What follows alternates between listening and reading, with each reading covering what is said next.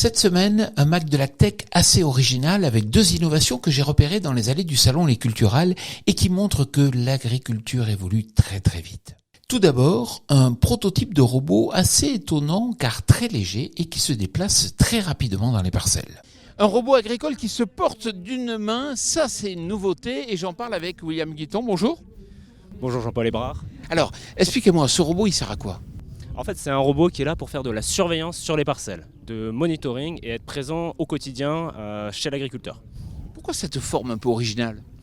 En fait, l'objectif, c'est d'avoir quelque chose qui soit extrêmement léger sur la parcelle. J'ai dit au quotidien, moi je veux que le robot il revienne tous les 5 à 10 jours et donc il n'impacte pas la végétation, c'est important. Qu'est-ce qu'il comprend ? Alors, ce robot, il va être là pour aller repérer les bioagresseurs, les maladies, les ravageurs, les mauvaises herbes. Et ça va lui permettre d'aller faire une remontée d'informations qui aujourd'hui est une lacune pour l'agriculteur, pour le conseiller agricole. On l'utilise en céréales par exemple, il a quoi, des caméras ? Alors oui, c'est destiné vraiment à la céréale à paille aujourd'hui et c'est constitué d'une caméra en dessous du châssis qui va lui permettre d'aller scanner au-dessus. Mais également, au bout de la canne, on a une petite caméra qui lui permet d'aller scanner en dessous. Et c'est là qu'on aura beaucoup d'informations également sur les maladies et les insectes. Et vous collectez des informations, vous en faites quoi après ?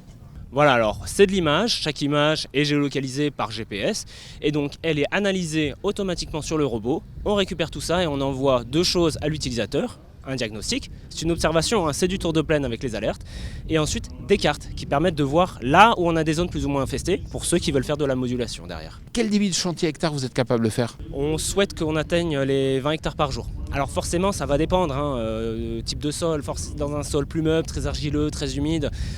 Même là où des tracteurs rentrent pas, on rentre mais on n'avance pas très vite. Par contre ici, là, sur un sol calcaire très drainant, on bride nos moteurs pour pas que ça avance trop vite.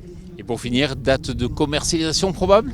Alors on part sur 1 à 2 dizaines d'unités pour cette année, mais auprès plutôt de stations expérimentales, sélection variétale, qui vont nous permettre également de valider davantage la partie analyse d'images. Et on souhaite voir ce robot chez des agriculteurs, auprès des premiers utilisateurs, mais dès 2022-2023. Et est-ce que vous avez déjà une ordre d'idée de positionnement prix et comment on peut l'acheter en 2022-2023 ?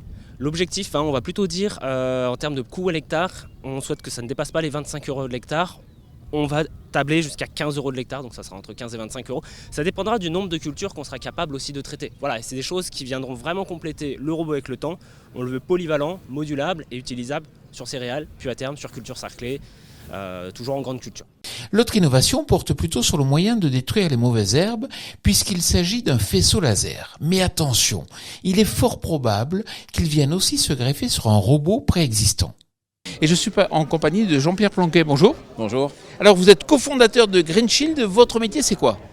Alors nous, c'est mathématiques, agronomie, modélisation mathématique et en déduire des solutions de remplacement des phytos ou d'optimisation de l'usage des phytos. Ça tombe bien, là il y a un prototype qui fait appel au laser pour justement cramer les mauvaises herbes. Voilà, donc le prototype que vous voyez ici, c'est un prototype en fait dont l'objet est à la fois porte une IA dans le calculateur pour reconnaître par exemple les adventices et être capable de les discerner par rapport aux bonnes plantes et donc fait du désherbage ensuite de précision dans le rang.